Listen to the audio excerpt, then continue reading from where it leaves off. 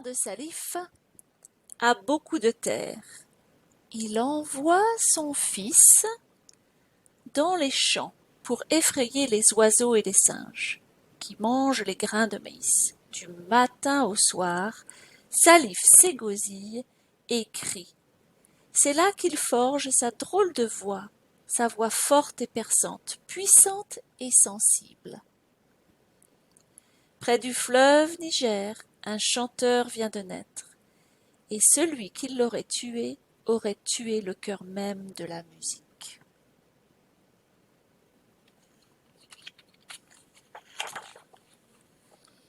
Salif écoute le chant des oiseaux, mais aussi celui des griots. Il chante et joue dans sa tête de la guitare, du balafon. Il veut devenir musicien. Malédiction! L'Afrique a ses règles et ses tabous. Le fils d'une famille noble, le fils d'un Kéta, ne peut devenir musicien. Il ne doit pas se donner en spectacle, comme un vulgaire griot. Griot, c'est un personnage, une personne qui va de village en village et qui raconte les histoires. Honte à ce fils indigne, Dagani Founé. Tous se liguent contre Salif. Mais lui veut chanter. Il a 19 ans. Il s'enfuit. Il rejoint les rues sales de Bamako. Un peu mendiant, un peu chanteur des rues.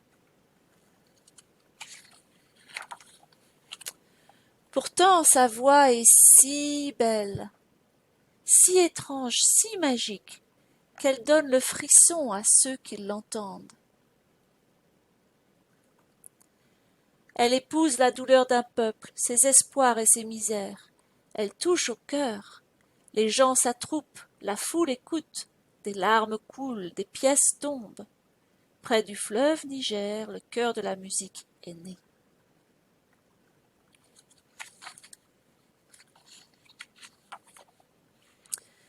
Salif commence à exister. Il chante dans les rues, les restaurants et les cafés, sur les places des marchés.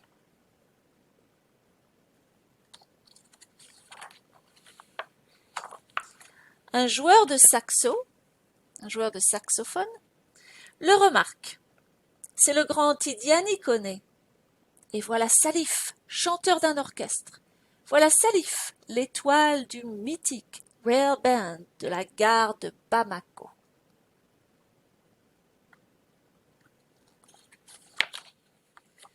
Sur les bords du fleuve Niger, une étoile est née. Son père lui tend la main.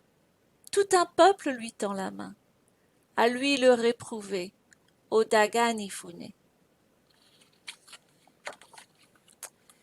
S'ouvrent les portes des grands hôtels, puis les concerts dans la capitale, bientôt l'Europe, l'Amérique. Partout sa voix bouleverse. Elle apaise ceux qui souffrent, redonne espoir, chasse les misères et la nuit.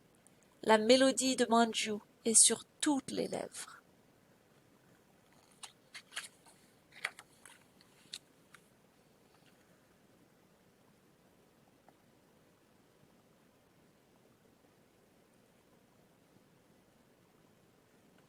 C'est la voix d'or de l'Afrique.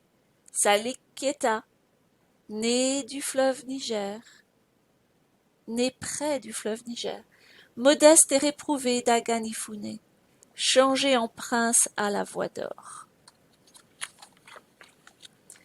Pourtant, si l'on avait écouté les coutumes, les vieilles croyances, on aurait tué l'enfant Founé, fait mourir à jamais le cœur même de la musique.